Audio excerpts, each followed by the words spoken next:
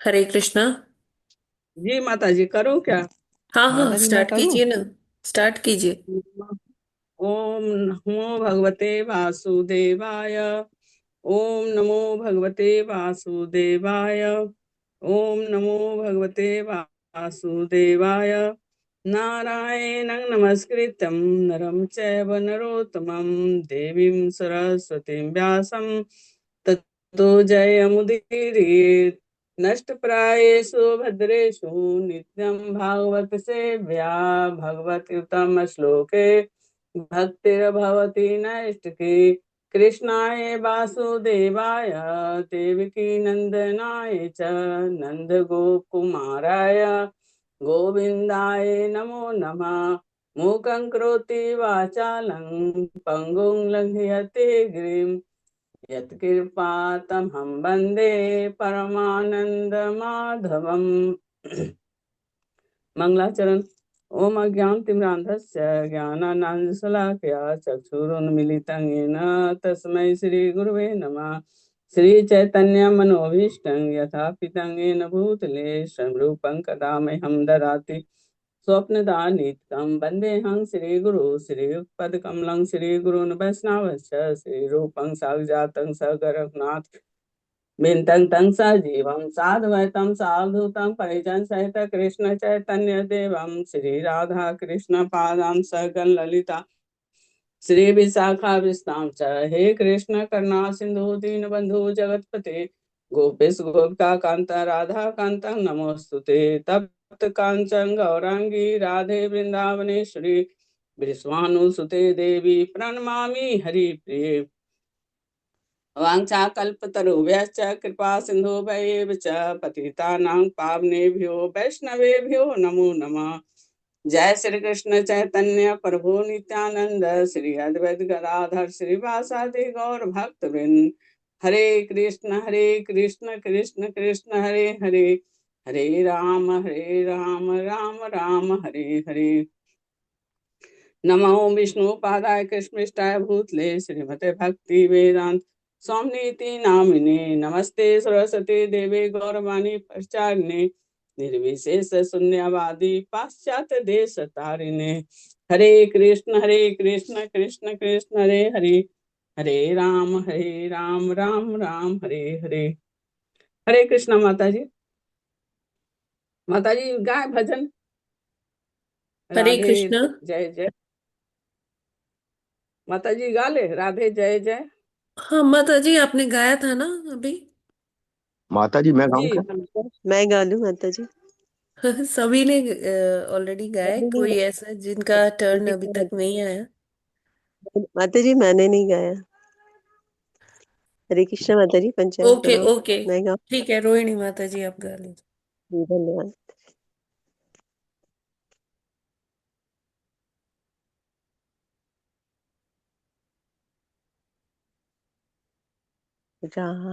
हरे कृष्णा। पंचांग माता जी, पंचांग प्रणाम। सभी भक्तों को पंचांग प्रणाम। राधे जय जय माधव दैते। राधे जय जय माधव दैते। राधे जय जय माधव दैते। गोकुल तरुणी मंडल महिते। गोकुल तरुणी मंडल महिते। राधे जय जय माधव दैते। दामोदर रति वर्धन वेशे। दामोदर रति वर्धन वेशे। हरिनिष्कुट वृंदा विपिनेशे। हरिनिष्कुट वृंदा विपिनेशे।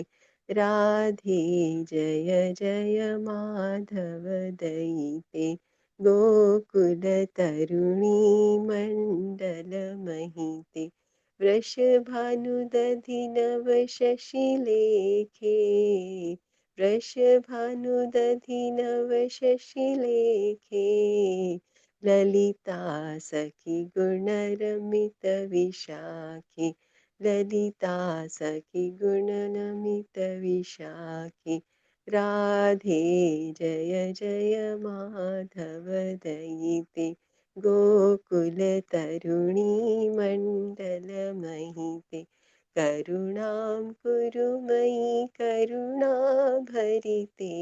करुणां कुरु मयि करुणाभरिते सनक सनातन वर्णित चरिते सनक सनातन वर्णित चरिते राधे जय जय माधव दयिते राधे जय जय माधव दयिते गोकुल तरिणे राधे जय जय। धन्यवाद माता जी। हरे कृष्णा। ठीक नहीं बहुत गाना? बहुत धन्यवाद माता जी। तो आज आप लय ठीक थी माता जी। आज आप सभी ने जप किया, है ना?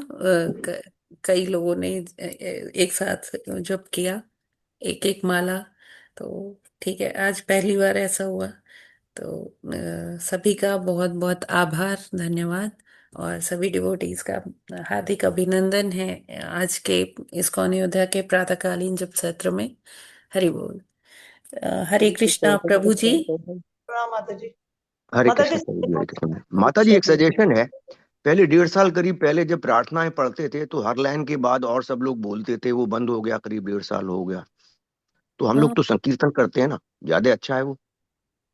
प्रभु जी, फिर उसमें टाइम भी बहुत ज्यादा लगता है। अच्छा माता जी, हरे कृष्ण। माता जी माला का इसी तरह संडे संडे रख लीजिए हर।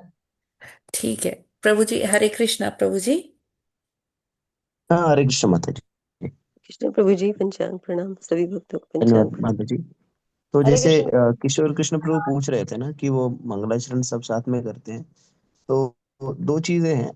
वैसे भक्तों को पता है, नहीं पता है तो उसके लिए बताना चाहेंगे कि जो जप सत्र भी होता है ना, जो जप भी करते हैं ना, तो ये सभी भक्तों का जो जुड़े हुए जिनको दायित्व है कि वो पार्श्वभूमि में अपनी जप जारी रख सकते हैं। जैसे मान लीजिए कोई अभी जैसे अंजुलाली माता जी जप कर रही थी, तो हमें ऐसा नहीं कि हमें कुछ नहीं करें, हम बैठे रहें। हम क्या करें, साथ में ही वो अपने अपना जप कर रही हैं, हमें अपना जप कर रहे हैं, हम सब लोग अपने अपने जप के, हमारा अपने अपने जप करने का दायित्व है ना, तो उस तरह से हम कर सकते हो। जब मंगलाचरण की बात हो रही है, श्लोका वाचन भी हो रहा है, तो आप सभी लोगों के समक्ष जो है वाद्य सामग्री भी प्रदर्शित की जाती है। तो आप लोगों को चाहिए कि अगर मान लीजिए कोई नेतृत्व कर रहा है तो उसके पीछे आप म्यूट करके आप जो है पढ़ सकते हैं, और पढ़ना भी चाहिए, तब जा करके उसका लाभ होगा। तो इस तरह से कर सकते हैं। या जैसे अभी संगीत था वो, राधे जय जय माधव दई थे जो गाया माता जी ने, तो उस तरह से अगर आप वो गा रहे हैं, मान लीजिए आपको अवसर नहीं मिला, तो ऐसा नहीं कि नहीं मिल रहा है तो हम कुछ नहीं करेंगे। तो आप जो है अपने सुर और ताल में आप जहाँ पे भी स्थित है वहां पर गाइए उसको। ठीक है। जी वो प्रभु जी। हरे कृष्ण प्रभु जी, सिर्फ वो प्रार्थना वालों वाला जो ऊपरी पार्ट है वो पीछे पीछे बोलते थे हम लोग। हाँ, नहीं तो नहीं एक नहीं, तरह तो का अब एहसास होता है कि संकीर्तन कर रहे हैं। नहीं हाँ तो बहुत बिल्कुल। सारे लोग बिल्कुल चुप ही बैठे रहते हैं पूरा 1-1.5 घंटा 2 घंटे। नहीं जी लोग हमें जी सब, कुछ नहीं साथ साथ करते हैं प्रभु जी सभी, म्यूट जी करके जी। हम लोग सब। प्राय नहीं जैसे प्रभु जी, हम लोग भी भक्त। करते रहते हैं सब, जितना हाँ हाँ, प्रेयर हो, हाँ, गाना सब हो, म्यूट सब करके जी। करते नहीं, हैं। बहुत सुंदर। तो किशोर कुमार प्रभु जी ना, किशोर कृष्ण प्रभु जी तो प्राय ऐसा होता है ना, जब प्रारंभ में करते थे उसके पीछे कारण था कि सभी को अभ्यास कराना था। सभी लोग अभ्यास करते थे, सभी के वाचन को देखना था। अब बच्चे, अब सभी आप लोग जो हैं बड़े ही वयस्क हो गए हैं, सब दीक्षित भक्त हो गए हैं। तो अब ये अपेक्षा की जाती है कि आप जहाँ पे भी स्थित हो, मान लो आप नहीं कर रहे हैं, या मतलब आप नेतृत्व नहीं कर रहे हैं, तो आप पार्श्वभूमि में आप कर सकते हैं स्वयं। ठीक है। हरे कृष्ण प्रभु, हरे कृष्ण प्रभु। स्पष्ट है ना प्रभु जी? हाँ प्रभु जी, जी, माता जी की। सभी को स्पष्ट है, संभवतः सभी के, मतलब सभी को स्पष्ट होना चाहिए कि ये कारण है। जी प्रभु जी, तो हाँ हम लोग और करते हैं। उससे क्या होगा कि आप सभी लोग जैसे, सभी लोग जो हैं, सभी लोग इसको करिए। मैं तो कई बार कह चुका हूँ, और हमें ऐसा ही करना चाहिए। मान लीजिए हम नहीं कर रहे थे तो उससे कोई ज्यादा वो नहीं होना चाहिए। ठीक है। Very good. जी धन्यवाद प्रभु जी, प्रकाश डालने के लिए। क्योंकि यही था कि उससे टाइम भी बहुत लगता था, और जब सब इकट्ठे बोलते वो बड़ा क्योस भी हो जाता था, क्योंकि ऑनलाइन है। प्रभु जी, प्रभुपाद जी का कोट शेयर करें। हाँ जी, बता।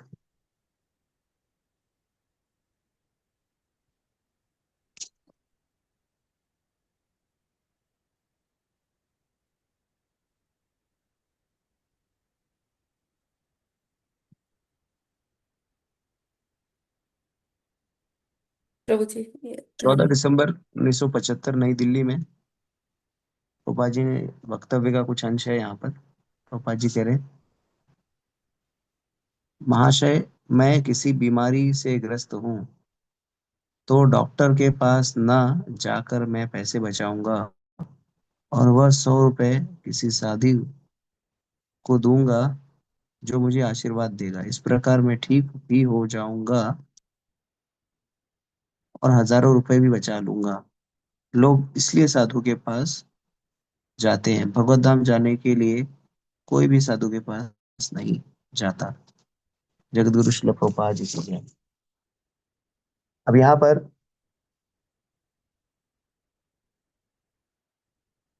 प्रभुपाद जी किसी परिचर्चा में या किसी प्रवचन के मध्य में, किसी परिप्रेक्ष्य में प्रभुपाद जी ने ये कहा कि लोग जो है साधुओं के पास जाते हैं, उन्हें अगर कोई रोग हुआ है तो उनसे अपेक्षा करते हैं कि वो 100 रुपया दक्षिणा देंगे और उनका रोग जो है वो ठीक हो जाएगा, और इस तरह से वो काफी धन बचा लेंगे। तो प्रभुपाद जी कह रहे हैं कि लोगों की मनोवृत्ति क्या है। लोगों की मनोवृत्ति ये है कि लोग जो है साधु के पास जा करके भौतिक कामनाएं करते हैं और वहां पर जा करके भी अपनी चालाकी प्रदर्शित करते हैं। तो प्रभुपाद जी का जो कहना है वास्तविकता में ये कटु सत्य है। तो प्रभुपाद जी अपने प्रवचनों में बार बार इस बात को उद्धृत करते थे कि हमें ऐसे बर्ताव नहीं करना है। जैसे कि श्रीमद् भगवद गीता में भगवान ने ये संस्तुति की गई है कि हम सभी को प्रामाणिक गुरु के पास जा करके उसे विनम्रता पूर्वक जिज्ञासा करनी चाहिए। तद्विधि प्रणिपातेन परिप्रश्नेन सेवया उपदेशयान्ति ते ज्ञानम ज्ञाननस तत्तदर्शिनः। यानी हम तत्वदर्शी गुरु के पास जाएं और शरणागत हो, विनीत भाव से प्रश्न पूछें और उसकी सेवा करें, और इस तरह से हम आध्यात्मिक लाभ प्राप्त करेंगे। तो प्रणिपात, परिप्रश्न और सेवा ये 3 मूलभूत घटक है। अब प्रश्न उठता है कि क्या हम इस तरह से प्रणिपात, परिप्रश्न और सेवा में संलग्न होते हैं क्या, या हमारी मनोदशा क्या होती है जब हम गुरु के पास जाते हैं या आचार्य साधु के पास जाते हैं। तो प्राय हम लोग साधु के पास जाते ही हैं भौतिक कामनाओं को लेकर के, भौतिक इच्छाओं को लेकर के। ये तो साधु के पास जाने की बात होगी। हम जब गुरु के पास जाते हैं तो भी हम भौतिक प्रश्न ही लेके जाते हैं या भौतिक समस्याओं का निदान हेतु जाते हैं। महाराज, बेटी का ब्याह नहीं हो रहा है, आशीर्वाद दीजिए ऐसे बेटी का, मेरी बेटी का ब्याह हो जाए, अच्छा सा दूल्हा मिल जाए। महाराज, मुझे पोता नहीं है तो आशीर्वाद दे दीजिए मुझे पोता हो जाए। महाराज, बहुत कलेश चल रहा है घर में। हाँ, बच्चे बात नहीं सुन रहे हैं, पति जो है बात नहीं सुन रहा है, जो सुन रहा है तो धन का जो है अभाव हो गया है, धन ज्यादा नहीं आ रहा है। आशीर्वाद दीजिए कि हमारा आर्थिक संकट दूर हो जाए। महाराज, दुख दर्द कष्ट पीड़ा है नाना प्रकार की, इसका जो है आशीर्वाद दे दीजिए ठीक हो जाए। यही सब लेके जाते हैं ना प्रश्न, हाँ या ना। जी प्रभु जी, अपने इच्छाओं की पूर्ति करवाते हैं बस। ये ये प्रभुपाद जी बता रहे हैं। तो प्रभुपाद जी कह रहे हैं, और बार बार वो अपने प्रवचनों में कहते हैं कि हमें गुरु के पास जाकर के भौतिक जिज्ञासा है संभवतः कर सकते हैं, कोई दिक्कत नहीं, कोई परेशानी नहीं। आध्यात्मिक पिता है, कोई परेशानी नहीं, लेकिन मूलभूत रूप से हमें ऐसे विषयों की चर्चा करनी चाहिए जिन विषयों की चर्चा करने से हम इस भौतिक जो जंजाल है इससे ही बाहर निकल जाए। और इसका प्रमुख उदाहरण है जब चैतन्य महाप्रभु से रूप गोस्वामी बनारस में मिलते हैं, बनारस या काशी में मिलते हैं, नहीं बनारस या प्रयाग में मिलते हैं, बनारस में मेरे ख्याल से, हाँ हाजीपुर में मिलता है, हाँ। तो बनारस में जब मिलते हैं तो चैतन्य महाप्रभु से भेंट होती है, और उसके बाद चैतन्य महाप्रभु के मिलते हैं, और वो कहते हैं कि चैतन्य महाप्रभु से कहते हैं कि अ, महाप्रभु मुझे वैसे सारे लोग पंडित बोलते हैं, बहुत ज्ञानी हूं मैं, किंतु ये लोकलाज में मुझे ज्ञानी बोलते हैं, पंडित बोलते हैं, किंतु मुझे ये नहीं पता कि मैं कौन हूँ, कहाँ से आया हूँ और जीवन का क्या उद्देश्य है। ज्ञानी तो मुझे खूब कह रहे हैं लोग अज्ञानतावश, लेकिन मैं हूं नहीं। तो क्या रूप गोस्वामी, उन समय उनका नाम रूप गोस्वामी नहीं था, अ, संतोष या सकराम अली कैसे नाम था उनका, रूप गोस्वामी तो बाद में बने।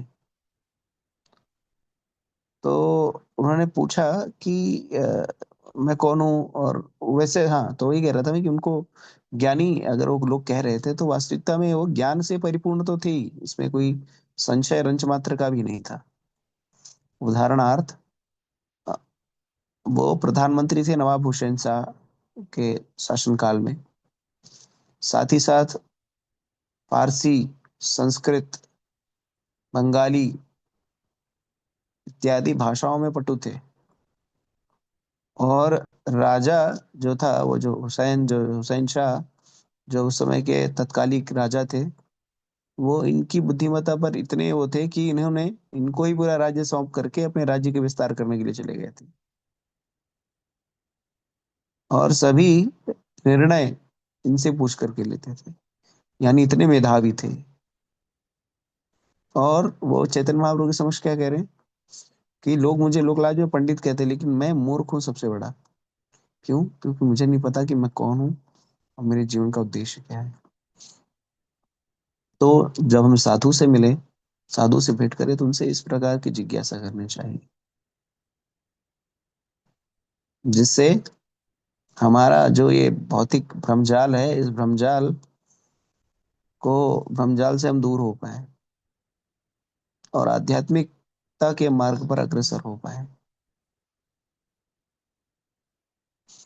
तो भौतिक कामनाएं, भौतिक इच्छाएं अगर हैं, अगर भौतिक इच्छाएं लेकर के साधु के पास जाएंगे तो साधु का भी समय व्यर्थ कर रहे हैं, स्वयं का भी समय व्यर्थ कर रहे हैं। और ये बहुत साधारण प्रवृत्ति है। देखिए, आध्यात्मिक ज्ञान के अभाव में व्यक्ति भौतिक जीवन की जटिलताओं के लिए बहुत सारे लोगों को कारण मानता है। कहेगा ग्रह नक्षत्र ठीक नहीं है, पितृदोष है, घर का जो मुख है वो सही जगह पे नहीं है, वास्तु का दोष है, ये दोष है, वो दोष है। किंतु वास्तविकता में किसी दोष के कारण हमें दुख नहीं प्राप्त हो रहा है। प्रकृति और पुरुष के समन्वय से व्यक्ति क्या करता है, इच्छाओं को पूरा करता है और कर्मफल सृजित करता है। उस कर्मफल के सृजन के कारण व्यक्ति पाप और पुण्य को भागी बनता है, यानी शुभ और अशुभ के द्वंद में वो फंस जाता है, और फिर शुभ और अशुभ के द्वंद के कारण प्रकृति उसे एक विशेष प्रकार का शरीर देती है, और उस विशेष प्रकार शरीर में व्यक्ति सुख और दुख की अनुभूति करता है अपने कर्मफलों के कारण। और फिर उसे सभी सभी लोग जो है उसके कर्मफलों के कारण होने वाले पीड़ा या हर्ष के लिए वो अलग अलग व्यक्ति को उसके अलग अलग व्यक्ति के ऊपर वो दायित्व दे देता है कि इसकी वजह से मुझे सुख मिल रहा है, इसकी वजह से दुख मिल रहा है। वास्तविकता में मूर्खतावश, अज्ञानतावश वो नहीं जान पाता कि सुख और दुख जो है उसको उसके कर्मफलों के कारण मिल रहा है। तो हम सारे लोगों के जीवन में किसी का दोष नहीं, किसी का दोष नहीं है, केवल हमारे कर्मफलों का दोष है, केवल हमारे कर्मफलों का दोष है। तो हमें हमें ये सदैव इस विषय में हमें समझ रहना चाहिए, और हमें इतना भान होना चाहिए कि हम सभी जो है वो निपुणता के साथ और ज्ञान का अनुशीलन करने से हम इस अज्ञान के वातावरण से या अज्ञान के जो अज्ञान जो पर आच्छादित है उससे ऊपर उठ सकते हैं। अब कोई प्रश्न कर सकता है कि हम सभी लोग भौतिक जगत में हैं और आध्यात्मिकता के विषय में तो उतना ज्ञात नहीं है, किंतु हाँ हमारी इच्छाएं और कामनाएं भी हैं, तो क्या उसका पूरा हनन कर देना चाहिए? वास्तविकताओं में इच्छाओं का हनन कर देना सबसे उत्तम है। जैसे भगवान भगवद गीता में बताते हैं कि इच्छाएं जो है वो किसकी तरह है, इच्छाएं जो है वो सागर के अंदर जल निरंतर रूप से जिस तरह से प्रभावित होता रहता है, उसी तरह से इच्छाएं भी निरंतर सृजित होती रहती है। और इच्छाओं को पूरा करके अगर हम सोचें कि अपने आप को शांत कर लेंगे, तो कभी भी ये ऐसा संभव नहीं है, क्योंकि इच्छाओं का जो ज्वर है वो निरंतर उसका ताप, जितना आप इच्छाओं को पूर्ण करेंगे उतना ही इच्छा रूपी जो ताप है वो बढ़ता जाएगा, उसमें उत्तरोत्तर वृद्धि होती जाएगी। जैसे ये इस तरह से है कि अगर जैसे आपको ताप है और आपने औषधि ली, तो उससे क्या होना चाहिए, ताप कम होना चाहिए ना। किंतु कामनाओं कामनाओं को पूर्ण करने से आप सोचे कि मैं कामनाओं को पूर्ण कर दूं, और कामनाओं को पूर्ण करने से मेरी जो कामनाओं की जो आकांक्षाएं हैं वो समाप्त हो जाएंगी, तो ये मूर्खता है। क्योंकि ऐसी विषय जैसे खुजली होती है, खुजली थोड़ी सी करने पर और खुजली करने का मन करता है, और खुजली करने का मन करता है, और जितने खुजली करते हैं उतने मजा आता है। और फिर जब कर करके थक जाते हैं, बहुत ज्यादा खुजली करने लगते, तो भवाने लगता है। अब ये भवाना, हम तो हमारे यहाँ पर भवाना बोलते हैं। अब भवाने को क्या बोलते हैं हिंदी में मुझे पता नहीं, क्या होता है भवाना, कोई बता सकता है क्या बोलते हैं उसको? स्वाति खरी माता जी, भवाने को क्या बोलेंगे?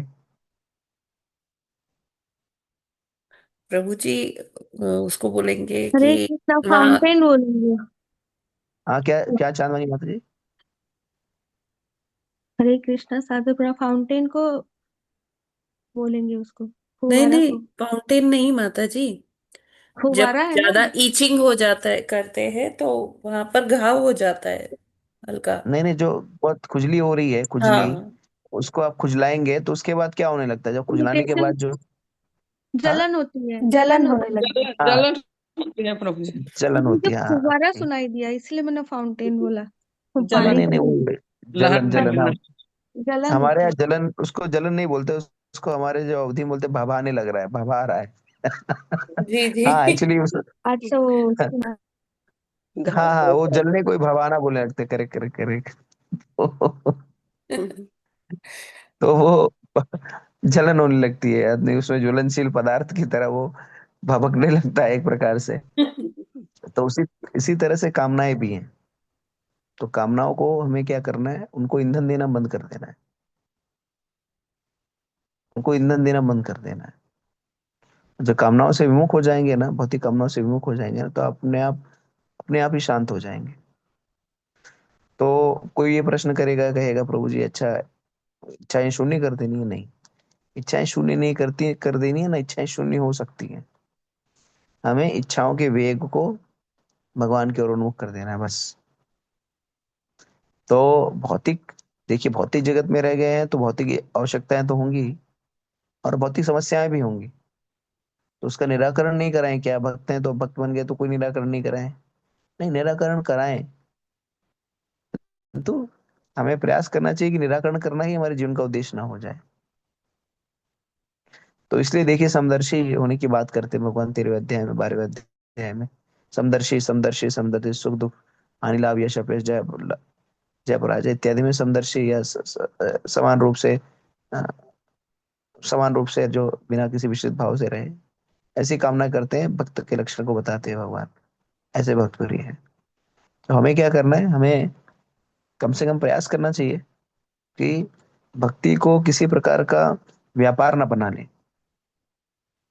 यानी कर सकते हैं, प्रारंभिक स्तर पर हम व्यापार के रूप में भी कर सकते हैं। ऐसे प्रारंभिक स्तर पर लोग कहते हैं मेरे मेरे व्यवसाय में इतना लाभ करवा दीजिए तो मैं 500 रुपया जो है दान चढ़ा दूंगा, या मेरे बच्चों को जो है ये करा दीजिए तो मैं ऐसा कर दूंगा। तो प्रारंभिक स्तर पर ठीक है, लेकिन जैसे जैसे जैसे भक्ति में उन्नत होते जाते हैं, हमें प्रयास करना चाहिए कि सर्वप्रथम बात तो हमें ये समझने की है कि भगवान हमारे सबसे बड़े सुहृद हैं। सुहृदम सर्वभूतानां। तो हमारे सुहृद होने के कारण हमारे जीवन में जो आवश्यक है उसी चीज को हमें देंगे। वो चीजें नहीं देंगे जिसकी हमें आवश्यकता नहीं है। तो आत्मतुष्ट होना ये भक्त का एक लक्षण होता है। तो भगवत कृपा से हमें जो भी प्राप्त है उससे हमें तुष्ट रहना चाहिए, संतुष्ट रहना चाहिए। और जो चीज सरलता से प्राप्त हो जाए उसी को ही हमें स्वीकार करना चाहिए। और ये नहीं सोचना चाहिए कि अधिक परिश्रम करने से मैं अधिक कमा लूंगा या अधिक प्राप्त कर लूंगा, ऐसा कभी भी संभव नहीं।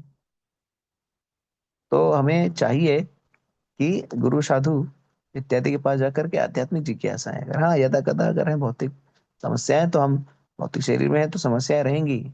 लेकिन जैसे प्रभुपाद जी कह रहे हैं कि मैं मैं जाऊंगा साधु के पास, उससे 100 रुपया दूंगा और अपने आशीर्वाद लेकर के ठीक हो जाऊंगा और फिर बाकी सब धन बचा लूंगा। तो ये निपट मूर्खता है। ये निपट मूर्खता है, और ऐसी ऐसी आकांक्षा करना भी जो है वो मूर्खता है।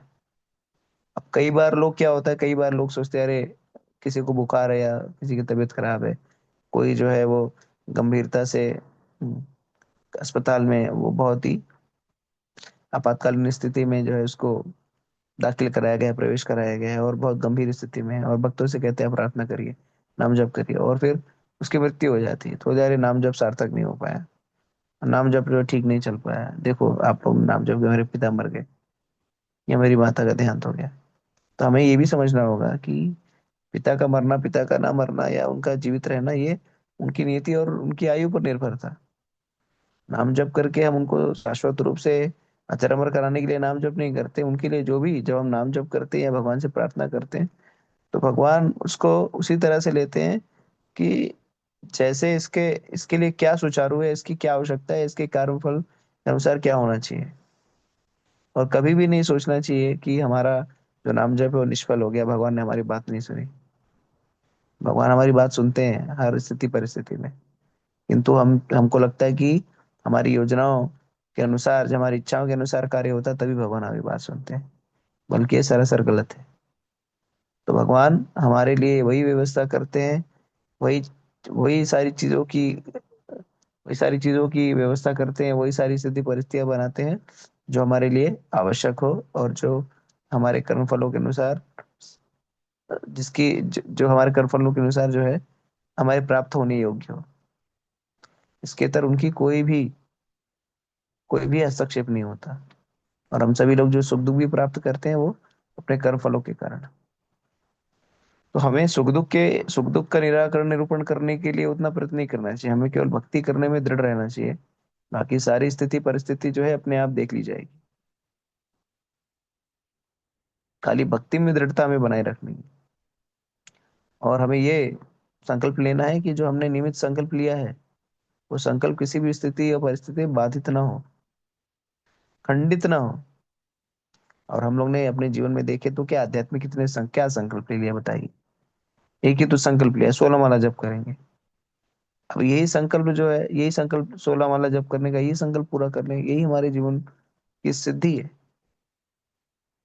और इसको भी हम लोग नहीं पूरा कर पाते, तो कहीं ना कहीं हमें थोड़ा सा चिंतन करना होगा कि कैसे हम इसको, जो सबसे महत्वपूर्ण विषय वस्तु, जो महत्वपूर्ण संकल्प है, उसका पूरा करें। अगर आप ये संकल्प पूरा करेंगे ना, तो बाकी सारी चीजों के विषय में सोचने की आवश्यकता नहीं रहेगी, कि भगवान खुद अ, आपके नाव के खिए बन जाते हैं। तो आपको मांगने की भी आवश्यकता नहीं है। जैसे छोटा बालक है जो माँ के ऊपर आश्रित है, वो माँ से नहीं कहता कि मुझे नया वस्त्र ला करके दो, या मुझे दूध पीना है, मुझे दूध ला करके दो, या मुझे च्यवनप्राश ला करके दो, मैं च्यवनप्राश खाऊंगा। हाँ। या मुझे नए वस्त्र आभूषण ला करके दो, मैं नए वस्त्र आभूषण जो है उसको धारण करूंगा। या मुझे कहीं घूमने ले चलो, हाँ, या मुझे ट्रेन से ले चलो, हवाई जहाज से ले चलो, या मुझे गोदी में बिठा लो। बालक कुछ कहता है क्या? कुछ नहीं कहता, क्योंकि माता पिता पर पूर्णतः आश्रित रहता है। और माता पिता, जैसे बोलते हैं ना, कई बच्चे बोलते हैं कि, कई माता पिता बोलते हैं ना, हमने जो चीज नहीं किया हम अपने बच्चों को सुख देंगे। तो माता पिता जो जीवन में जो चीज नहीं पाए रहते, वो भी चीज जो है बच्चों को देते हैं। बच्चे कभी बोलते हैं क्या? हाँ, कोई बालक बोला है क्या? नहीं। लेकिन माता पिता अपने सामर्थ्य से अधिक उनकी जो स्थिति थी उससे भी ऊंचे स्तर की स्थिति जो है अपने बच्चों के लिए व्यवस्थित करते हैं। अगर मान लो सरकारी, अगर अगर वो जान लीजिए किसी ऐसे स्थान पर शिक्षा ली, दीक्षा ली, रहन सहन रहा, तो उससे ऊपर उठने का प्रयास करते हैं।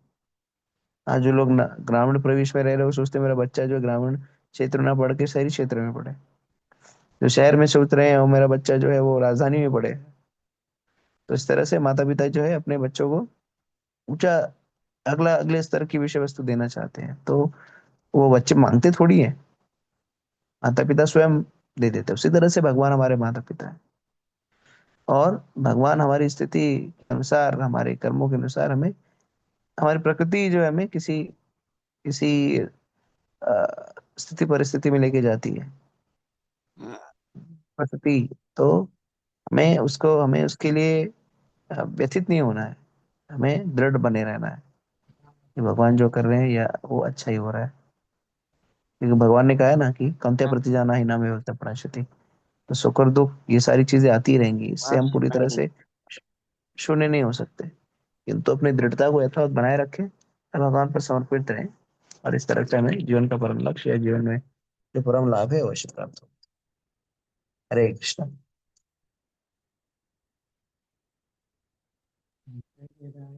धन्यवाद प्रभु जी। प्रभु जी, अब भागवतम में ना आज लास्ट श्लोका है, तृतीय स्कंद के 32वें अध्याय के। और जी, मतलब इसका तात्पर्य नहीं है। जी जी जी। चलेगा पढ़िए। पढ़े माता जी? हाँ जी, जी, पढ़िए। आज भरत हरे टीम की पढ़ेगी। हाँ, माता जी लक्ष्मण की है, भरत का कल हो गया। ठीक है, पढ़िए फिर। ठीक है, ठीक है। हरे कृष्ण। य इदं शृणु यादम्ब श्रद्धया पुरुष सकृत यो वाभिधत्ते मच्चित स येति पदवीं च मे। हरे कृष्ण। हरे कृष्ण। य इदं यादवं श्रद्धया पुरुष सकृत यो यो वाधिधते मामचित सह मचितः स यो होति पादवीं च मे। हरे कृष्ण। हरे कृष्णा। य इदं शृणु यादव श्रद्धया पुरुषः सकृति यो वा विधत्ते मच्चित्ता स होति पदवीं च मे। हरे कृष्णा। सभी को दंडवत प्रणाम। हरे कृष्ण। या इदं शृणुयादम्ब श्रद्धया पुरुषा सकृत् यो वा विदत्ते मच्चितः सा होति पदवीं च मे। हरे कृष्ण। माता जी, प्रभु जी, सभी को दंडवत प्रणाम। हरे कृष्ण माता जी, सभी को दंडवत प्रणाम। या इदं शृणुयादम्बे श्रद्धया पुरुषः सकृत यो वाभियते मच्चित्तः सा होति पदवीं च मे। हरे कृष्ण माता जी, हरे कृष्ण। हरे कृष्णा। ये इदं ऋणुयादम्ब श्रद्धया पुरुषः सकृत यो बाधिधत्ते मच्चितः स होयति पदवी च मे। हरे कृष्णा। हरे कृष्णा। हरे कृष्णा। या इदं शृणुयात् श्रद्धया पुरुषः सुकृत या वा अभिधत्ते मच्चितः सा ही एति पदवी च मे। हरे कृष्णा। सभी को दंडवत प्रणाम। हरे हरे कृष्णा। कृष्णा। पढ़ लीजिए पढ़ि मत। हरे कृष्णा। य इदं शृणुयादम्ब श्रद्धया पुरुषः सकृत यो वाभिधत्ते मच्चितः स येति पदवीं च मे। हरे कृष्णा। सभी भक्तों को दंडवत प्रणाम। माता जी दंडवत प्रणाम। प्रभु जी दंडवत प्रणाम। हरे कृष्णा। या इदं शृणुयादम्ब श्रद्धया पुरुषः सकृत यो वाभिधते मच्चित्तः सह योति पदवीं च मे। हरे कृष्णा माता जी। हरे कृष्णा प्रभु जी। दंडवत प्रणाम। सभी को दंडवत। हरे कृष्णा। य इदं श्रीनुयादम्ब श्रद्धया पुरुषः सकृत यो वाभिधत्ते मच्चित्तः स हि एति पदवीं च मे। हरे कृष्णा प्रभु जी, माता जी, सभी को दंडवत प्रणाम। हरे कृष्णा। या इदं शृणुयादम्ब श्रद्धया पुरुषः सकृत् यो वाभिधत्ते मच्चितः स भवति पद्मवि पद्मवि च मे। हरे कृष्ण प्रभु जी, धन्यवाद। हरे कृष्ण पंचांग। हरे कृष्ण। हरे कृष्ण। य इदं शृणुयादम्भ श्रद्धया पुरुषा सकृत यो वाभिधत्ते मच्चिता स हि एति पदवी च मे। हरे कृष्णा। सभी को दंडवत प्रणाम।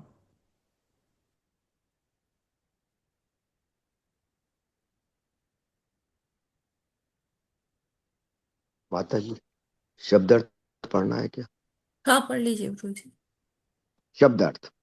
यह यह जो, इदम इसको, श्रुणुयात सुनेगा, अम्ब हे माता, श्रद्धया श्रद्धा से, पुरुष व्यक्ति, सकृत एक बार, यह जो, वाह अथवा, अभिदत्ते उच्चारण करता है, मत चित्त अपने मन को मुझ पर स्थित करते, स वह ही निश्चय ही, एति प्राप्त करता है, पदवीम धाम को, च तथा में मेरा। हरे कृष्ण।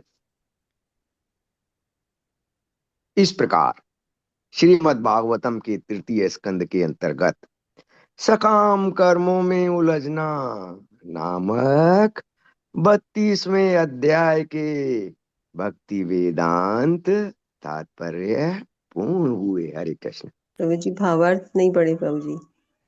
जो कोई माता जी, वो जो कोई अनुवाद तो हो गया। भक्ति पूर्वक एक बार मेरा ध्यान करता है, मेरे विषय में सुनता तथा कीर्तन करता है, वह निश्चय ही भगवान के धाम को जाता है। हरि कृष्ण हरि बोल।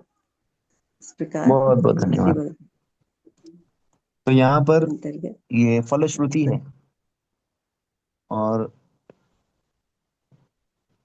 यानी जो अभी आप तक आप लोग ने श्रवण किया, आप लोग अवश्य भगवान के धाम जाएंगे, इसमें संशय नहीं है। अगर आपने इस पूरे रचना को, इस पूरे वार्तालाप को, देवहूति और कपिल देव भगवान के वार्तालाप को आपने श्रवण किया, तो इसका अवश्य क्रम लाभ प्राप्त होगा। तो जैसा कि इसके सार रूप में प्रभुपाद जी भगवान जो है वो सार प्रस्तुत कर रहे हैं, भक्ति का जो सार है, परम लक्ष्य है। क्या कह रहे हैं? कोई पढ़ेगा? जो जो जो कोई श्रद्धा तथा भक्ति पूर्वक एक बार मेरा और एक बार मेरा, हाँ बड़ी बड़ी माता जी जी। जी, जो कोई जो कोई श्रद्धा श्रद्धा तथा तथा भक्ति पूर्वक एक बार मेरा ध्यान करता है, मेरे विषय में सुनता तथा कीर्तन करता है, वह निश्चय ही श्री भगवान के धाम को वापस जाता है। हरे कृष्ण। हरे कृष्ण। तो एक बार, बार बार नहीं, एक बार। तो ये एक बार, ये जो नाम है ना, ये भगवान का नाम इतना शक्तिशाली है कि अगर एक बार भी दीनता के साथ, समर्पण के साथ, पूर्णतया आश्रय, भगवान के ऊपर आश्रित होकर के कोई व्यक्ति अगर एक बार भी भगवान का नाम ले ले, तो उस एक बार के शुद्ध नाम जप करने के कारण वो नाम के प्रभाव से भगवान के धाम चला जाए। इसका प्रत्यक्ष उदाहरण जो है वो अजामिल। अजामिल घोर पापी, दुराचारी, व्यभिचारी,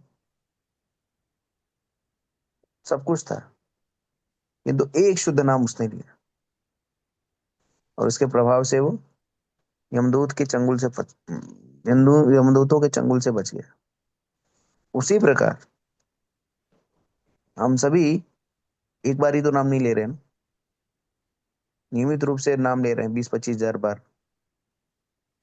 तो अब हम सभी लोगों के भाग्य क्या क्या है ना। तो भगवान यहाँ पर एक बार कह रहे हैं फलश्रुति में। हम तो सैकड़ों हजारों बार ले रहे हैं दिन भर नाम, किंतु एक बार अगर शुद्ध नाम लेंगे ना, तो उसका उसी तरह से लाभ होगा।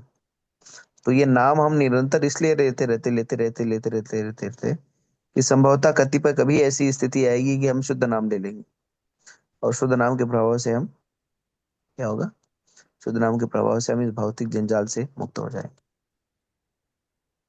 तो भक्ति की जो आधारभूत शिला है, जैसे भक्ति के 64 अंग है, उसमें से जो 5 सबसे महत्वपूर्ण अंग है, उस पर हमें विशेष बल देना चाहिए, उस पर हमें विशेष ध्यान देना चाहिए। तो पहला है साधु संग। सत्संग के माध्यम से ही हम भगवान के विषय में जानकारी प्राप्त कर सकते हैं। भगवान की लीला, भगवान की कथा, भगवान के कार्यकलाप, इन सभी के विषय में हमें कैसे जानकारी प्राप्त होगी? आकाशवाणी नहीं होगी, हमें सत्संग करना पड़ेगा। और ये जो प्रातःकालीन जप सत्र और ये भागवतम कक्षा, ये विवेचनाओं का सत्र है, ये क्या है? कुसंग है क्या? ये सत्संग है।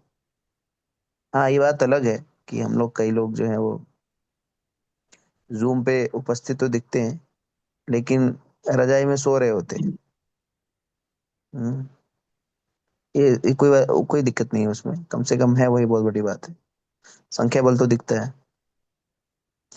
तो हमें सत्संग लेना चाहिए, यानी ऐसे विषयी लोगों का, कामी लोगों के संग से बचना चाहिए, क्योंकि सत्संग में ही भक्ति के विषय में चर्चा होगी, भगवान के विषय में चर्चा होगी, और आध्यात्मिक वर्धन होगा। दूसरा है अ, दूसरा है भागवत श्रवण। तो हम लोग क्या करते हैं, सत्संग में आके क्या भौतिक विषयों पे चर्चा करते हैं कि हाँ, कि अब कौन सी चलचित्र आ गई है, हाँ, कौन से अभिनेता ने क्या कहा, किस राजनेता ने क्या कहा, हाँ, कौन क्या कर रहा है, देश विदेश में क्या समसामयिक हाल है, कौन कैसे युद्ध कर रहा है, हाँ, समसामयिक दृष्टि से क्या है क्या नहीं है, इस सब की चर्चा नहीं करते। हम क्या करते हैं, भागवत चर्चा, भागवतम का श्रवण करते हैं, भागवतम का अध्ययन करते हैं, और उस पर चर्चाएं करते हैं। भागवत श्रवण क्यों आवश्यक है? क्योंकि भगवान के विषय में श्रवण करने से ही भगवान को प्राप्त करने की उत्कंठा और लालसा बढ़ती है। किसी भी विज्ञापन को बार बार देखने से उसको प्राप्त करने की लालसा बढ़ती है ना। तो उसी तरह से भगवान के विषय में, उनके गुण रूप लीला इत्यादि के विषय में श्रवण करने से उनको प्राप्त करने की लालसा जो है वो बढ़ती है। इसलिए हमें नियमित रूप से भागवत श्रवण करना चाहिए, शास्त्र का श्रवण, भगवान की लीलाओं के विषय में श्रवण करना चाहिए, कि तभी हमें जा करके आकर्षण उत्पन्न होगा, और तब उनको प्राप्त करने की लालसा जो है बलवती होगी। तो इसलिए श्रवण करना बहुत ही नितांत ही आवश्यक है। फिर नाम कीर्तन, जैसा कि यहाँ पे भी प्रभुपाद जी है, नाम कीर्तन यानी जो आपने श्रवण किया है उसे दूसरों को बताना, ये नाम कीर्तन है। तो हम लोग यहाँ पर श्रवण इसलिए नहीं कर रहे हैं कि हमें यहाँ पर केवल ज्ञान का वर्धन करना है। हम श्रवण इसलिए कर रहे हैं जिससे हम इतने सक्षम बन पाए, जिससे कि इस भगवत कथा रूपी अमृतमय रस, या भगवान की भक्ति रूपी इस अ, अमृत ज्ञान दूसरों को भी दे सके। हम सभी का ये दायित्व है कि ये जो ज्ञान हम ग्रहण करते हैं उसे केवल अपने तक रखे नहीं, इसको वितरित भी करें। क्योंकि बाकी सारी चीजें वितरित होने पर क्या है, उसका क्षय हो जाता है, या वो उसमें कोई कमी आ जाती है। लेकिन ज्ञान जब आप वितरित करते हैं तो ज्ञान, आपके ज्ञान में कभी भी कमी नहीं आती, इसका उत्तरोत्तर वर्धन होता रहता है। तो ये ऐसी विषय वस्तु है जिसको बांटने से इसका वर्धन होगा।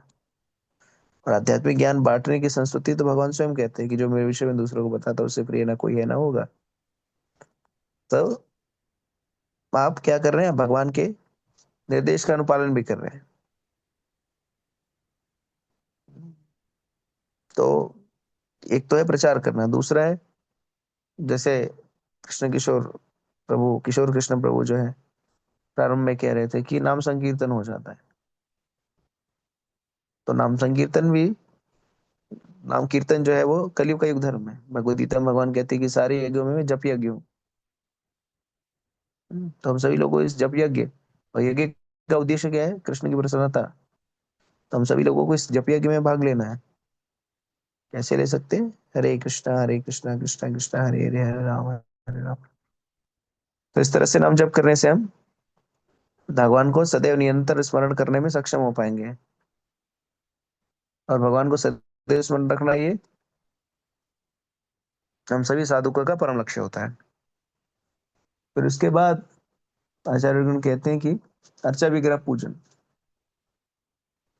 हम सभी को चाहिए कि हम सभी अपने घर में, निवास पर भगवान के विग्रह, श्री विग्रह को रखें। चाहे वो सीताराम लक्ष्मण हनुमान जी हो, चाहे वो शालिग्राम जी हो, चाहे वो जगन्नाथ बलदेव सुभद्रा हो, गौर निताय हो, या राधा कृष्ण हो। क्यों रखने की आवश्यक है? इसलिए नहीं कि हमें अपना बहुत बड़ा जो है प्रदर्शन करना है। हम इसलिए रखते हैं जिससे हम उनकी प्रत्यक्ष रूप से सेवा कर पाए। भगवान ने हम सभी के ऊपर अनुग्रह करते हुए अर्चा विग्रह के रूप में वो प्रकट होते हैं, जिससे हम भगवान की सेवा कर पाए। क्योंकि प्रेम की उत्पत्ति सेवा के माध्यम से ही है। बिना प्रेम के सेवा, बिना सेवा के प्रेम नहीं उत्पन्न होता। तो भगवान हमें प्रत्यक्ष अवसर देते हैं कि हम उस प्रेम को प्रगाढ़ कर पाए। अर्चा विग्रह मूर्ति के रूप में आते हैं और हम उनको स्नान कराते हैं, वस्त्र देते हैं, चंदन देते हैं, तिलक देते हैं, पुष्प चढ़ाते हैं, माला चढ़ाते हैं, भोज भोग लगाते हैं, हाँ, चरण दबाते हैं, शयन देते हैं, और पूरे दिन उनकी सेवा करके हम लाभ प्राप्त करते हैं।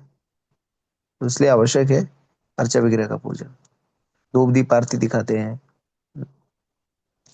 और अंतिम घटक है वो है धामवास। यानी हमको प्रयास करना चाहिए कि हम किसी तीर्थ स्थल पर रहे, ऐसे स्थल पर है जहाँ पे भगवान अपनी लीलाएं कर रखी हैं।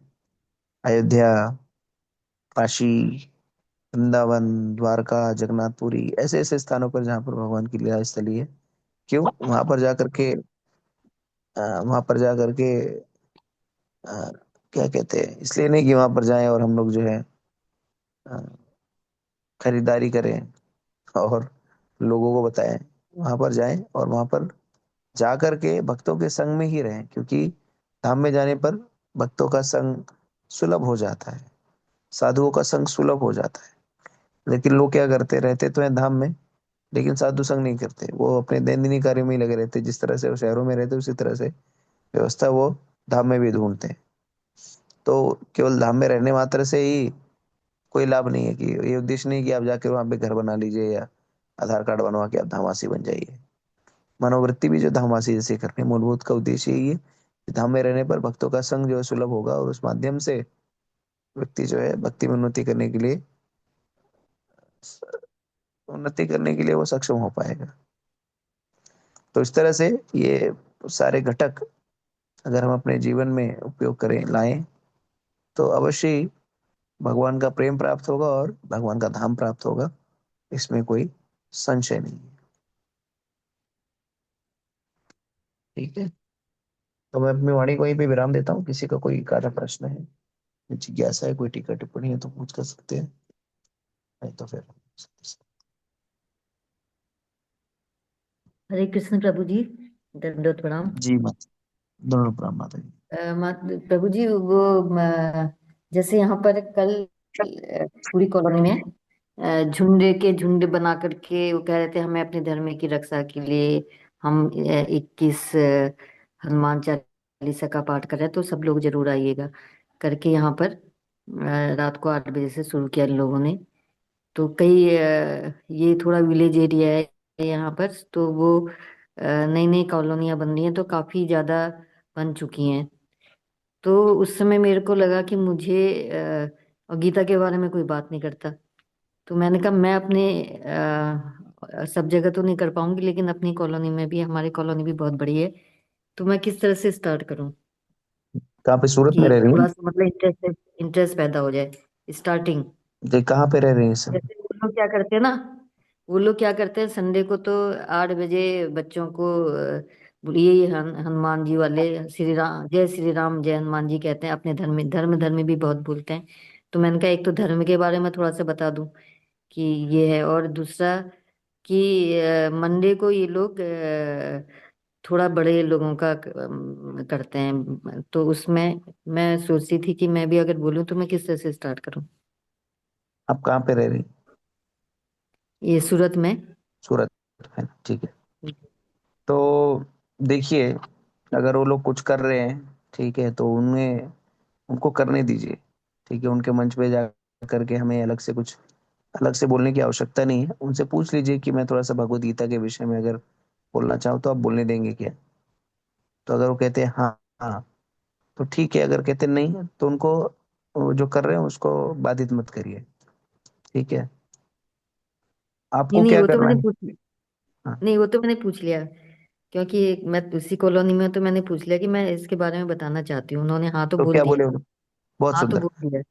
हाँ, तो बहुत सुंदर। तो आप क्या कर सकती हैं फिर? आप क्या बोलना चाह रही हैं, मतलब वहां पर जाकर क्या बोलें? ठीक है। कि तो जैसे अभी तक हनुमान चालीसा सब लोग बैठ करके, मैं एक दिन गई थी, अटेंड भी करा था, तो सब लोग बैठ करके हनुमान चालीसा पढ़ते हैं। और बहुत लोग तो नहीं आते, लेकिन फिर भी आते ही हैं। हम्म तो और बच्चों के उसमें वो जो जो बच्चों ने किया होता है, जैसे कोई एक दो तीन बच्चों ने तो गीता के श्लोक भी बोले थे, एक दो। और हम्म, अपनी कोई कहानियां सुनाते हैं, जैसे कछुआ उसकी, खरगोश की सुनाई किसी ने। तो ऐसे ऐसे करके वो बता रहे थे। वो पहले दिन संडे वाला तो ये होता है, मंडे वाला प्रोग्राम जो होता है उसमें हनुमान चालीसा पढ़ते हैं। और तब मैंने बोला था कि अगर आप लोग इंटरेस्टेड हो तो मैं थोड़ा बताऊंगी इसके बारे में। तो हाँ तो बोले थे। ठीक है, बहुत सुंदर। मैं किस तरह से स्टार्ट करूँ? नहीं, स्टार्ट बता दीजिए ना, मैं कैसे, कि उनको, जैसे वो गीता तो कभी इन्होंने पढ़ी नहीं है, बस जानते हैं बस। अच्छा, तो उसकी पार्श्वभूमि बता सकते हैं आपकी, गीता क्यों घटित हुई, क्या हुआ, और किसके लिए गीता है, गीता को कौन समझ सकता है? अगर इस तरह का थोड़ा सा हल्का फुल्का जो है, क्योंकि आपको वहां पर अ, सिद्धांत जो है वो प्रस्तुत कर सकते हैं कि किस तरह से गीता की पार्श्वभूमि क्या थी। आप लोग को पता है कि गीता कहाँ पे हुई है, कौन गीता में कौन कौन है, कितने श्लोक हैं। ठीक है, तो आपको मेरे ख्याल से 1 1.5 घंटा तो देंगे नहीं। तो प्रारंभ में जो है उसको हल्के फुल्के जो है प्रश्न है वो सब आप उनका निरूपण और निराकरण कर सकती हैं, और फिर धीरे धीरे जो है, अगर आप चाहें तो उनको कहिए कि हम लोग जो है प्रतिदिन हर हर सत्र पे, जो भी सत्र हो रहा है वहां पर गीता के खाली एक श्लोक की हम चर्चा करेंगे। तो पहले श्लोक से शुरू करिए उनको। ठीक जी है, जी। तो एक श्लोक पढ़िए, अनुवाद तात्पर्य पढ़िए, और फिर उसको 5 मिनट समझा दीजिए, बस उतना पर्याप्त है। और वो उनसे मैंने कहा कि गीता की बुक तो वो कह रहे गुजराती में चाहिए हमें। तो उनको करने दें, फिर वो अपना गुजराती खोल के बैठेंगे, मैं हिंदी में बता दूं ना, ऐसा तो चल हाँ, जाएगा। हिंदी हिंदी तो सबको, सब समाज को, सर्व हम्म। समाज को समझ में आती है। तो आप जी गुजराती में वो पढ़े हैं, आप हिंदी में पढ़ के समझा दीजिए उनको। जी जी। जी ठीक है। जी। मैं मेरे को मतलब हो रहा था कि मैं इनको बताऊं, अब पता नहीं कितना, कह तो रहे नहीं हैं नहीं, पता अच्छा है नहीं। ये आपका आप, जो हाँ, मन में तो बहुत आ रहा था कि कैसे करूं कैसे करूं। हनुमान जी नहीं, वाला आपका बहुत चल रहा मनोभाव है, या सुंदर। तो हनुमान जी से भी जोड़ दूं, ऐसा सोच रही हूँ। हनुमान जी वाला तो बहुत ज्यादा चल रहा है। कल तो ये बहुत बड़े बड़े ग्रुप बना करके और माइक लेकर के कह रहे थे कि सब आइए करके। हाँ, नहीं नहीं, मैं मतलब उसकी सराहना करता हूँ, क्योंकि क्या है कि जहाँ पर कुछ नहीं हो रहा है, कम से कम वो सिद्धांत नहीं उनके पास, लेकिन उनके पास मनोभाव तो है भगवान की गुणगान करने के लिए, धर्म का जागरण करने के लिए। तो उस मनोभाव को हमें प्रणाम करना चाहिए, और उनका सहयोग देना चाहिए, अगर सहयोग कर पाए तो आप ये कह रही है कि गीता आप समझाना चाह रही हो, लोग सहमत भी हैं, तो उनको उस तरह से पहले दिवस तो आप खाली उनकी पार्श्वभूमि बताइए कि हुआ क्या हुआ, और देख लीजिए कितना समय क्या है। ठीक है, तो उस हिसाब से हाँ, आप थोड़ा उनको सा तो छोटे वैसे मैंने छोटे। बताया कि कितने श्लोक हैं, इतना थोड़ा बहुत तो बता दिया वैसे। हाँ, तो आप जो है बोलिए कि हम पहले श्लोक से जो है चर्चा करेंगे। आप जी लोग कहें तो हम प्रतिदिन हर हर हर रविवार को जब भी है तो 10 मिनट भगवद गीता के एक श्लोक की भी चर्चा करेंगे। तो आप उस श्लोक को पढ़िए, उन लोगों को पढ़ने के लिए कहिए, फिर जी शब्दार्थ पढ़िए, उनको पढ़ने के लिए कहिए, अनुवाद पढ़िए, उनको भी पढ़ने के लिए कहिए। उसके बाद फिर तात्पर्य जो है आप पढ़िए, और उसके बाद उनको विवेचना कर दीजिए 5 मिनट। ठीक है। जी जी। धन्यवाद, बहुत थैंक यू। सुंदर, बहुत बढ़िया माता जी। ठीक हरे है, कृष्णा और किसी प्रभु को कोई जी। प्रश्न? हरे कृष्णा प्रभु जी। जी, सादर माता जी प्रणाम बताएं। प्रभु जी, सादर प्रणाम प्रभु जी। माता जी, जैसे प्रणाम। वहां पर अपने ये महामंत्र का उच्चारण भी 5 7 बार ऐसे करवा सकते हैं उनसे, तो धीरे धीरे वो लोग भी इस मंत्र को समझने लगेंगे। जी, ये भी कर सकती है, कोई आवश्यक नहीं। वो लोग जय श्री राम बोलते तो उसमें जय श्री राम और हरे कृष्ण महामंत्र में कोई अंतर नहीं है। जी ठीक है, लेकिन उसको इस तरह से नहीं प्रस्तुत करना है कि ये सर्वश्रेष्ठ है, ये ऐसा। उनको बोल सकते हैं कि हम लोग जो है महामंत्र कह सकते हैं, कलयुग का योग धर्म है। तो उस तरह से एक बार बोल दिया पर्याप्त है, वहां पे रसाभेद पैदा करने की आवश्यकता नहीं है। तो अगर लोग जी जय श्री राम बोले, राम और कृष्ण के नाम में कोई अंतर नहीं है। तो करना चाहे तो कर सकते हैं, नहीं भी किए तो भी कोई दिक्कत नहीं है। कम से कम जो सिद्धांत है उसको प्रतिपादित करें। राम का नाम ले रहे हैं तो राम के नाम और कृष्ण के नाम में कोई भेदभाव नहीं है। ठीक है। जी प्रभु जी। हम्म।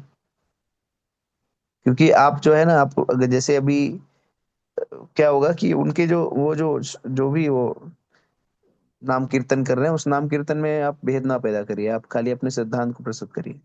और संभवतः आखिर में एक बार, जैसा कि अंजलि माता जी ने कहा, एक बार जो है जब आप समाप्त करें तो हम कहेंगे एक बार हरे कृष्ण महामंत्र का जप करेंगे हम लोग, जिसमें राम और कृष्ण जो है दोनों समाहित हैं। तो इस तरह से करेंगे तो आध्यात्मिक लाभ होगा। तो उस तरह से महामंत्र करके सबको करवा के हट जाइए वहां से। नहीं, ठीक जैसे है। महामंत्र में राम राम बलराम है ना। नहीं नहीं, राम जो है सीतापति राम है। तो देखिए क्या है कि एक ही मंत्र की, एक ही नाम की जो है अलग अलग आचार्य अपनी अपनी भावना के अनुसार उसकी विवेचना करते हैं। तो जैसे हम गौड़ीय वैष्णव जो है राम को बलराम परिभाषित करते हैं, वैसे ही राम और संप्रदाय में राम जो है सीतापति राम है। अच्छा अच्छा, कोई भी, तब तो चल जाएगा मंत्र, हाँ। बिल्कुल। तो आप उनको बोलिए कि राम और कृष्ण का दोनों है, एक बार उनको जी जप करा के वहां से अपना ज्ञान दे करके हट जाइए। देखिए हम उनसे, हमें उनको सिद्धांत से जोड़ना है। ठीक है। और आप किसी के कार्यक्रम में हैं तो अपनी कार्यक्रम में जो उनके उनके द्वारा आयोजित कार्यक्रम है, तो उसमें अपना सिद्धांत आपको थोपने की आवश्यकता नहीं है, या अपने तौर तरीके थोपने की आवश्यकता नहीं है। वो जो कर रहे हैं उसको ही आपको पुष्ट करना है। जी जी वो जी। जो कर रहे हैं ना, जो जो भी कर रहे हैं उसको आपको पुष्ट करना है, जिससे जिससे कि उनकी श्रद्धा जो उसमें बनी रहे, और वो जिस जिस ऊर्जा के साथ लगे हुए हैं उस ऊर्जा के साथ लगे रहे। उनको हतोत्साहित नहीं करना है, या उनको ये नहीं सिद्ध करना है कि आप जो कर रहे हैं ठीक नहीं है। तो आपका कार्य क्या है? प्रचार करना ना, तो प्रचार तो हुआ ही ना।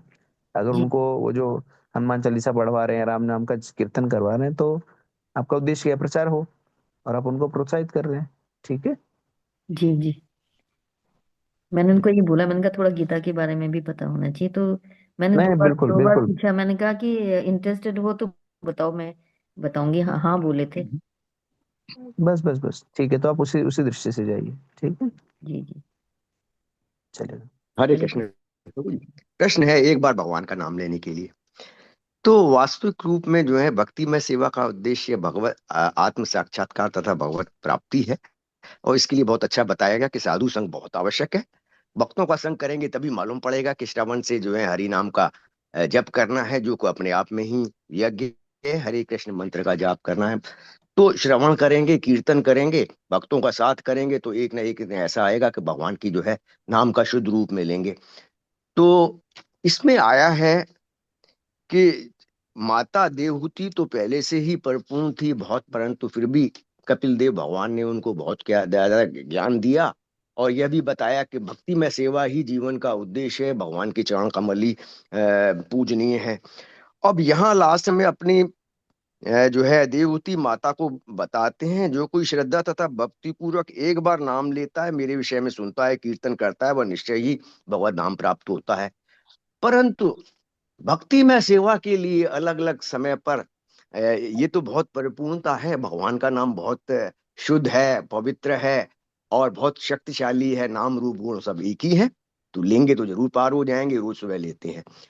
लेकिन यह भी आया है शास्त्रों में कि मनुष्यों को चाहिए कि परम पुरुष का ध्यान सर्वत्र सर्वज्ञ पुरातन और निरंता के रूप में करें। और ये भी भगवान ने कहा है कि वे लोग जो कि मेरा स्मरण निरंतर मेरा स्मरण करने में अपना मन निरंतर रूप से लगाए रहते हैं, और अविचलित भाव से मेरा ध्यान करते हैं, वह मुझको अवश्य प्राप्त करते हैं। तो यहाँ तो थोड़ी सी डिफरेंट बात हो गई, और वैसे नहीं ही नहीं, आवश्यक है कि बिल्कुल। निश्चित भाव से करे और निरंतर करे। लेकिन शुद्ध नाम कैसे करें, ये भी बार बार आता है। हजारों लाखों बार जो नाम लेते हैं, तो अल्टीमेटली वो शुद्ध नाम कब आए, कब आता है लोगों का, तो ये भी क्वेश्चन है, और एक बार और अनेक बार का। हरे कृष्ण। कब आएगा इसकी कोई हरे प्रत्याभूति कृष्ण। पुटी नहीं, कोई बता सकता कि कब आएगा। हमें ले हाँ लेना है प्रभु जो। जी ने। ठीक है। तो हमें जो वो भाव कब आएगा, वो कब कब नून निकलेगा एक नाम, इसके बारे में कोई नहीं बता सकता।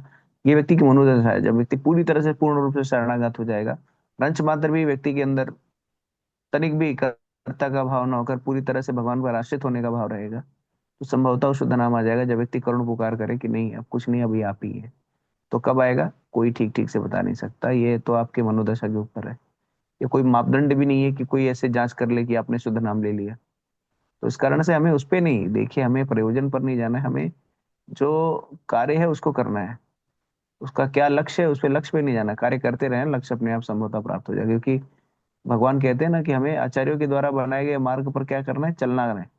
और अगर चलते ही रहेंगे ना तो लक्ष्य अपने आप मिल जाएगा। तो हमें खाली चलने पर ध्यान देना है, लक्ष्य पर ध्यान देना है। लक्ष्य कब आएगा उसके बारे में चिंता करने की आवश्यकता नहीं है। हाँ, उस मार्ग का अनुगमन करते रहिए, चलते रहिए, उस पर लक्ष्य प्राप्त हो जाएगा। हरे कृष्ण प्रभु जी। और किसी को कोई प्रश्न है? हरे कृष्ण प्रभु जी। जी प्रभु जी। प्रभु जी, ये अजामिल जो भगवान का नाम श्रद्धा पूर्वक लिया था या गलती से ले लिया था? प्रूफ का बेटा का नाम था इसलिए। नहीं, उसने बेटा का नाम लिया था लेकिन पूरे विनीत भाव से लिया था, तो इसलिए विष्णु दूतों ने उसे उसको अपने स्वामी के नाम के रूप में लिया। तो इस शरणागत के रूप में, तो ये भगवान, देखिए भगवान की जो कृपा है ना वो अहेतुकी है, अकारण है। तो कोई भी ऐसे मापदंड नहीं है जिसके माध्यम से हम कहें कि अब मैं भगवान को बातें कर दूंगा मुझे अपने यहाँ बुलाने के लिए। तो इसलिए मैंने कहा हमारे पास केवल मार्ग पर चलने का, आचार्यों के द्वारा बताए गए मार्ग पर चलना ही हमारे अधिकार क्षेत्र में है। और हमें चलते रहना चाहिए, ये बिना सोचे कि लक्ष्य कब मिलेगा, इसके बारे में चिंता करने की आवश्यकता नहीं है। ठीक है। जी प्रभु जी। जी प्रभु जी, हरे कृष्ण। हरे कृष्णा। और किसी को कोई प्रश्न है?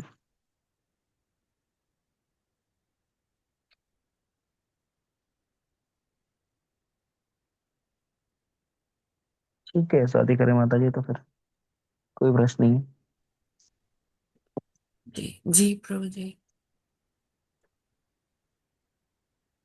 ठीक है फिर। थैंक यू सो मच प्रभु थैंक जी। यू माता जी। हरे कृष्ण माता जी। थैंक यू हरे प्रभु जी। कृष्णा प्रभु जी। सादर प्रणाम। हरे अ, कृष्ण प्रभु जी, पंचांग कल प्रणाम, का धन्यवाद। कल हरे का कृष्ण। जपा किसका रहेगा? कल है 15 दिसंबर।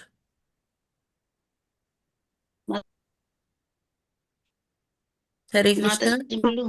माता जी, माता जी मुझे दे दीजिए माता जी, ठीक है। मैं पूनम कर लूंगी। जी, पूनम माता जी, कंचन माता जी, आपको भी करना है तो आप लोग शेयरिंग में कर सकते हैं। माता जी हमको ट्यूसडे का दे दीजिए, परसों का। 16 किसी ने पहले से बोला तो नहीं है, किसी का है तो नहीं?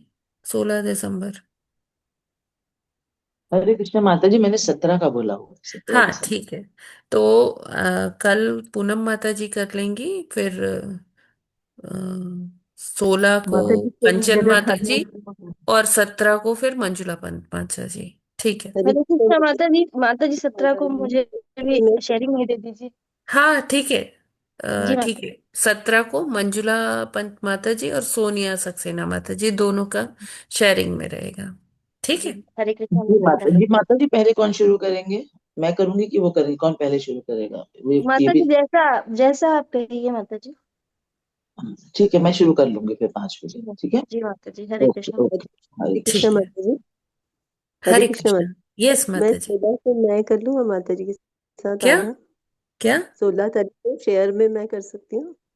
माता कल? जी कर रहे हैं अच्छा, 16 तारीख परसों। में, कल को परसों। अच्छा, कुछ विशेष है? नहीं, विशेष तो नहीं, ऐसे ही वो है ना, एकादशी भी है ना, इसलिए मेरा एकादशी आगे। है माता जी, और कुछ नहीं। अच्छा अच्छा। हरे कृष्ण माता जी। हाँ जी माता जी।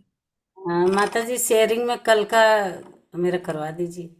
शेयरिंग में कर लूंगी, वो लड़के का जन्मदिन अच्छा है। ठीक है।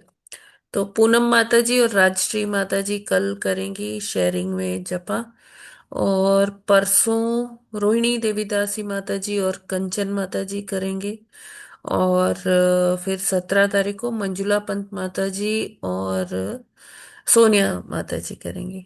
ठीक है। हरे कृष्ण माता जी हमको 20 को दे दीजिएगा। हाँ माता जी माता मेरा जी। 20 का है पहले से माता जी। हरे हाँ हाँ कृष्णा। हाँ।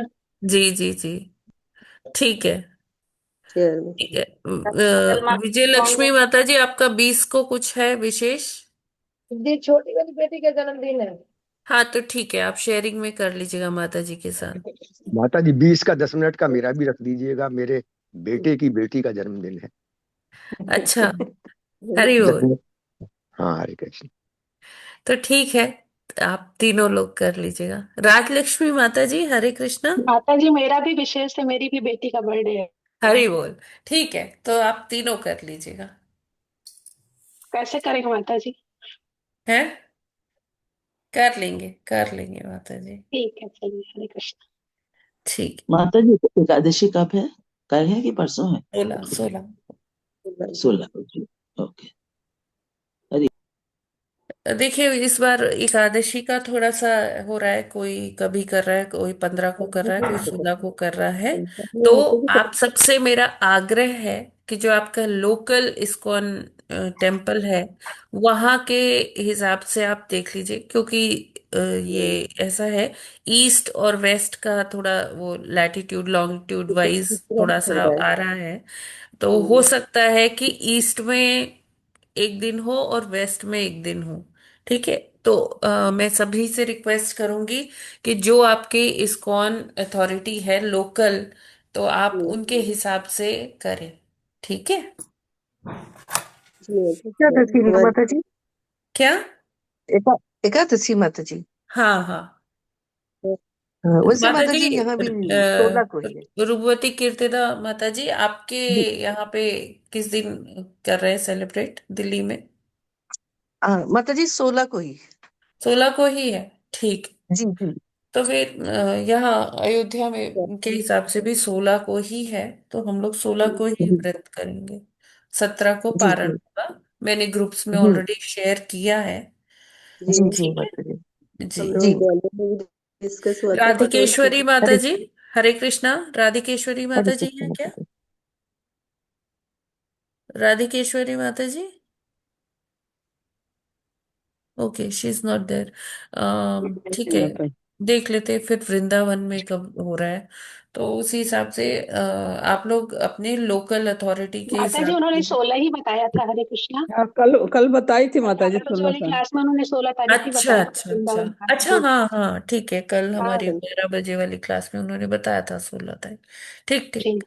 तो इट मीन्स कि हर जगह फिर 16 को ही है, तो 16 को ही करेंगे व्रत। और फिर भी अगर मुझे कुछ ऐसा पता चलता है तो फिर मैं ग्रुप्स में शेयर करूंगी। ठीक है, जी। अदरवाइज अभी 16 ही है। हाँ, मेरे ग्वालियर में भी कल डिस्कस हुआ था तो सिटी वाइज शहरों के अनुसार ही है। तो क्या माता पहले जी? हमारे ग्वालियर में भी डिस्कस हुआ कल माता जी, हाँ। उस मंदिर में तो क्या? शहर की अकॉर्डिंग है वो, इस पर जो आपने कहा ना उसी जी जी अनुसार, तो जी। मैंने बताया है वैसे। तो आप क्या कब कर रहे हैं? नहीं बताया माता जी, हाँ हाँ, 16 को ही कर रहे हैं। 16। 16 तारीख, जी ठीक जी। है। ठीक है माता जी। तो जी अभी तक तो यही है कि 16 तारीख ही है। बाकी आपसे सभी से ये रिक्वेस्ट है कि जो आपका लोकल इस्कॉन टेम्पल से जो मैसेज आ रहा है, आप उसके अकॉर्डिंग भी देखिएगा। ठीक है। जी। तो इसी के साथ फिर हम लोग आज यहीं विराम करते हैं। माता जी मेरे को जब के लिए कोई भी डेट दे दीजिएगा। माता जी, जब आपको करना होगा तो आप एक दिन पहले बता दीजिएगा।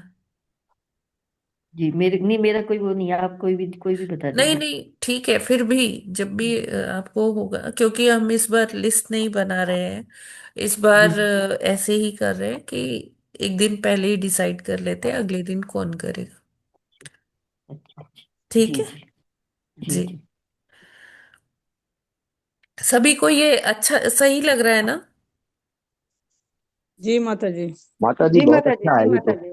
सही है। हाँ। एक के बाद एक करते जाए। जी जी। कंटिन्यूटी भी आ रही है, और जिसकी इच्छा है जो हाँ। कर सकते हैं वो कर सकते हैं। चलिए ठीक है, फिर इसी के साथ हम लोग यहीं पर विराम करते हैं आज का ये सत्र। और कल से हमें नया अध्याय पूर्ण शुरू करना है। और तृतीय स्कंद का ये अंतिम अध्याय है। तृतीय स्कंद अगर आपको याद हो तो हमने तृतीय स्कंद शुरू किया था दिसंबर 2023 में, है ना? हाँ माता पूरा जी, 2 साल। हाँ, लग दो गए साल हैं। हाँ, तृतीय स्कंद। बड़ा था ना, हाँ, बड़ा भी काफी था। बड़ा। 2 साल नहीं, मतलब लगभग लगभग 1 साल होगा। में चल रहा है ना दीदी, हाँ हाँ दीदी। जी। हरे बहुत कृष्ण सही। माता माता जी, जी ऐसा भी चौथे लगता है। चौथे स्कंद में क्या चीजें, मतलब किसके बारे में है? ये माता जी यही इन्हीं के परिवार के बारे में, मनु महाराज जी की अभी हमने एक बेटी के बारे में पढ़ा। अब चौथे स्कंद में दूसरी बेटी जो है अकूती माता जी, उनके बारे में पढ़ेंगे। अच्छा। अकूती माता जी, जी। प्रसूति माता जी, है ना, इनके बारे में पढ़ेंगे। और वो दक्ष प्रजापति और माता सती के बारे में पढ़ेंगे। जी। इसमें है भी बहुत 32 कर्म बंधन 32वां अध्याय आखिरी था। 33 चलिए ठीक है, फिर हम लोग यहीं पर आज विराम करते हैं। ग्रंथराज श्रीमद् भागवतम की जय। जगत गुरु श्रील प्रभुपाद की जय। नमाचार्य हरिदास ठाकुर की जय। अनंत कोटि वैष्णव भक्त वृंद की जय। वांछा कल्पतरुभ्यश्च कृपा सिंधुभ्य एव च पतितानां पावनेभ्यो वैष्णवेभ्यो नमो नमः। नमो नमः। नमो नमः। सभी भक्तगणों को मेरा हरे सादर प्रणाम। हरे कृष्ण कृष्ण माता जी, माता जी। दंडवत प्रणाम। हरे सभी कृष्ण भक्तों माता को जी, सादर प्रणाम। दंडवत प्रणाम प्रभु जी। हरे हरे कृष्णा कृष्ण माता जी, दंडवत हरे प्रणाम। कृष्ण। हरे राधे कृष्ण कृष्णा माता जी, माता जी, दंडवत प्रणाम। सभी को थैंक यू माता हरे जी। कृष्ण। हरे